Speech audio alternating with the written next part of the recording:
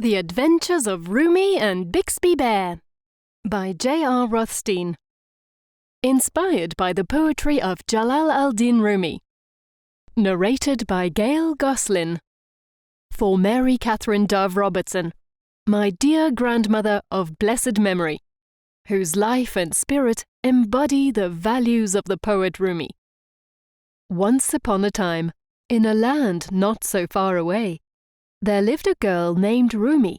She longed to understand the questions of her heart, and with her imaginary friend, Bixby Bear, at her side, she looked for answers. One day, Rumi moved to a new town with Mother, Grandma, and Grandpa. Rumi liked learning, but on the morning of her first day of school, she cried to Mother, "I do not want to go to school." Mother became upset.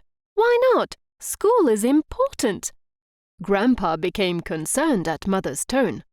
He whispered to her, "Raise your words, not your voice. It is rain that grows flowers, not thunder."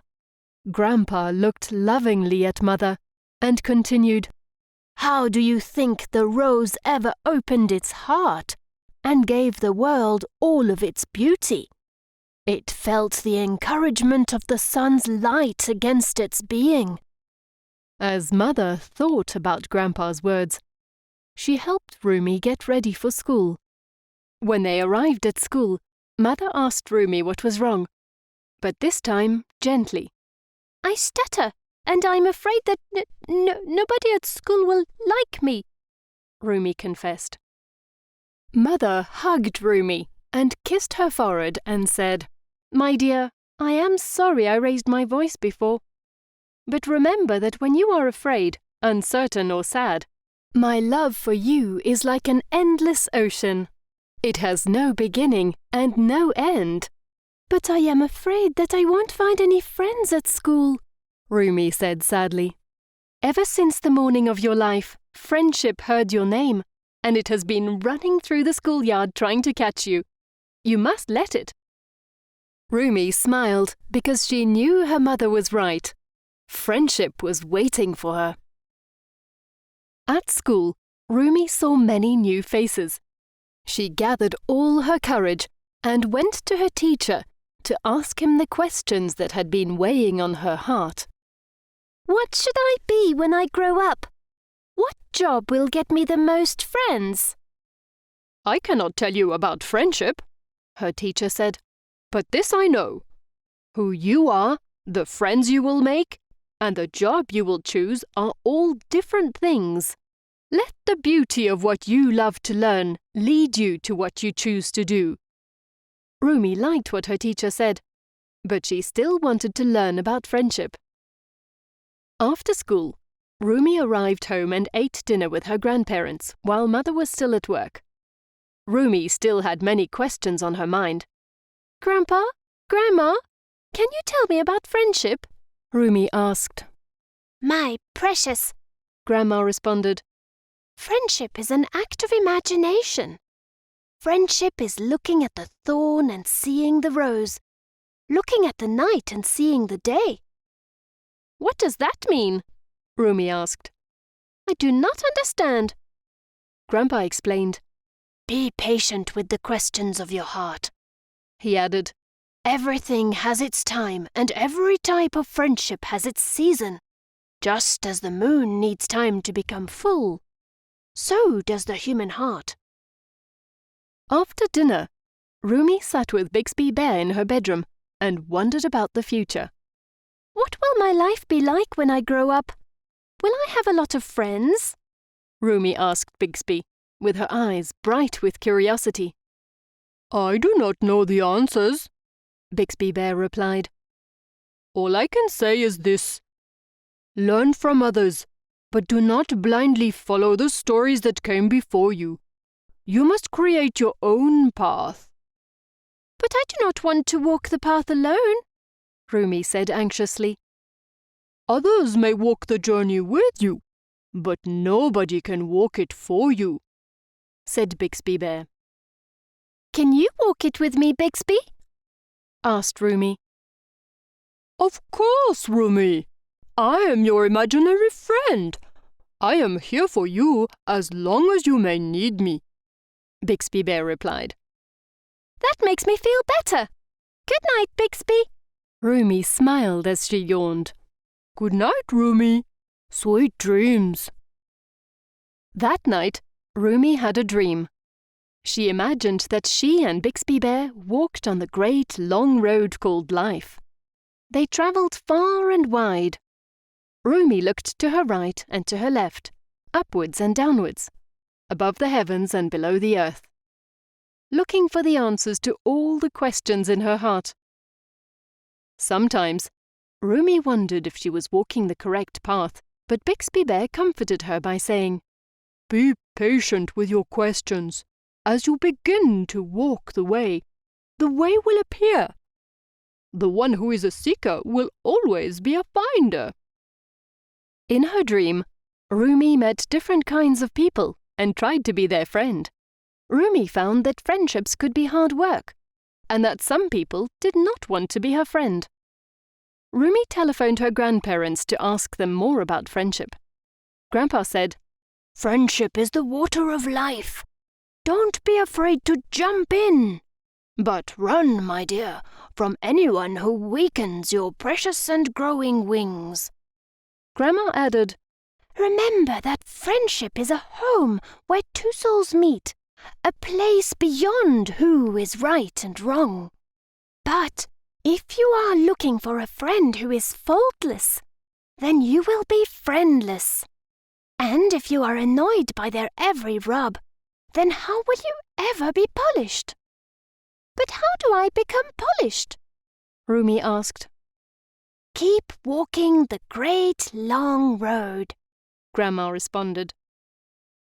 Thinking about what her grandparents told her, Rumi kept walking the great long road until one day, Bixby Bear asked Rumi, You are on this great adventure inside your dreams. You look to your right and to your left, upwards and downwards, above the heavens and below the earth, looking for the answers to the questions of your heart.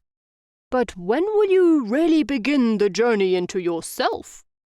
The journey into myself? What does that have to do with friendship? Rumi asked. You are the most important person you will ever get to know. We rarely hear our inner music when we are with others, but we are still dancing to it. How can you become friends with others if you aren't friends with yourself? Bixby Bear asked.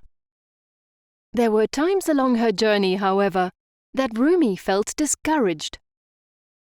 Rumi wished that she had stayed in the comfort of her home, that she had never looked to the right and to the left, upwards and downwards, above the heavens and below the earth. Sometimes the journey is hard, Rumi said to Bixby Bear. Bixby nodded. It's okay to feel sad at times. Brighter days do not always come to you. Sometimes you must go to them. In a night full of darkness, be like the sun who volunteers its light to others, Bixby Bear replied. Rumi didn't understand Bixby Bear's words, but Rumi had faith that she would find the answers. As they passed a mountain, Bixby Bear said softly to Rumi, Listen, just learn to listen. But Bixby, Rumi exclaimed. Rumi, shh. There is a voice that does not use words. Can you hear the trees? Look at the sunset. Rumi, with new eyes, saw the world and all of its beauty. She then turned to Bixby Bear and smiled. Isn't it amazing? What is? Bixby Bear asked. Even after all this time, the sun never says to the earth, You owe me. Look what happens with a friendship like that. It becomes a love that lights the whole sky, Rumi replied. With each new dream, Rumi slowly began to understand friendship. Rumi looked to her right and to her left, upwards and downwards, above the heavens and below the earth. But this time, she also looked inwards, discovering that her inner music was powerful, all on its own. Rumi continued to travel throughout the world, sharing her inner music with others. She experienced great joy in her adventures.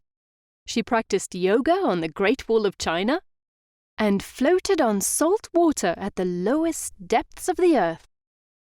When Rumi's heart was ready, filled with the love of itself, she said goodbye to Bixby Bear.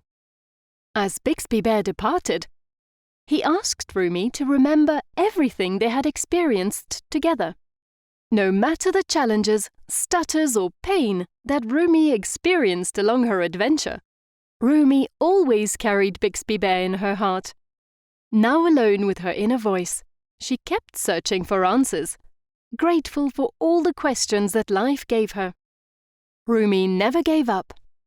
Rumi kept going, and going, and going. Rumi awoke from her dream and rushed to school. When she arrived, Rumi's classmates were drawn to her newfound strength, confidence and wisdom, the kind that forms when someone builds a friendship with themselves. Rumi had found patience towards the questions of her heart. From Bixby Bear, she had learned to love the questions themselves, as if they were stories hidden in secret rooms, waiting to be discovered. Will you give us the answers to our questions? Rumi's new friends asked. Rumi responded, Do not seek the answers from me, for I cannot give them to you, because then you would not be able to live your own questions.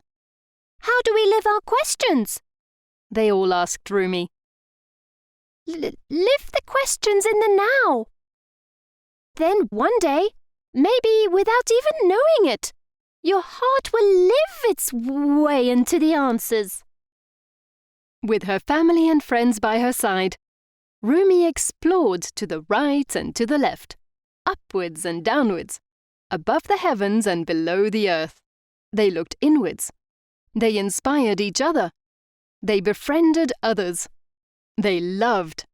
And together they lived out the questions of the human heart.